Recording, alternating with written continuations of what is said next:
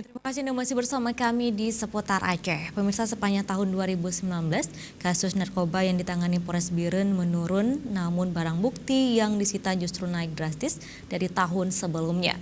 Hal ini dikatakan Kapolres Biren saat konferensi pers akhir tahun di Mapolres setempat. Memang luar biasa juga, misalnya seperti kita... Sepanjang tahun 2019, Satuan Reserse Narkoba Polres Biren menangani sebanyak 77 kasus narkoba, baik jenis ganja maupun sabu-sabu, dengan jumlah tersangka sebanyak 107 orang dan barang bukti yang berhasil disita sebanyak 58 kg ganja dan 5 kg sabu-sabu.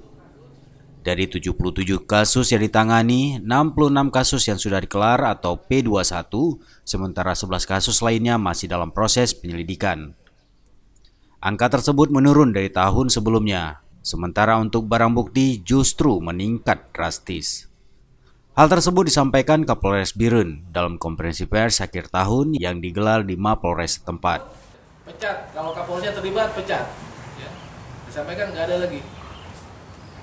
Kapolres yang positif, sabu, nggak ada alasan ya, pecat. Ya. Anggota, pecat. Pokoknya semua polisi khususnya di Polda Aceh berkomitmen untuk betul-betul melakukan upaya penindakan tegas terkait dengan masalah sabu ini. Menurut Kapolres Biren AKBP Gugun Hardi Gunawan, dari 77 kasus narkoba yang ditangani tersebut, 1 diantaranya adalah anggota Polri yang bertugas di Mapolres Biren. Kapolres mengatakan, jika anggota Polri yang terlibat narkoba, pihaknya tidak segan-segan menindak sesuai undang-undang dan hukum yang berlaku, bahkan dipecat dari anggota Polri.